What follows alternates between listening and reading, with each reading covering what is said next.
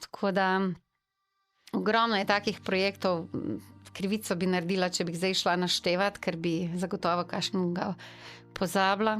Moram pa reči, da sem tu zelo ponosna na vse te stvari, ki smo jih z ekipo skupaj naredili, da je to poznalo naše ministrstvo. In sicer je bila to moja nagrada, ampak je bila nagrada vseh nas, da sem dobila najvišjo nagrado v državi za področje socialnega varstva. In to je bil tak poseben moment, ker je bila z mano čist cela moja vodstvena ekipa, ne.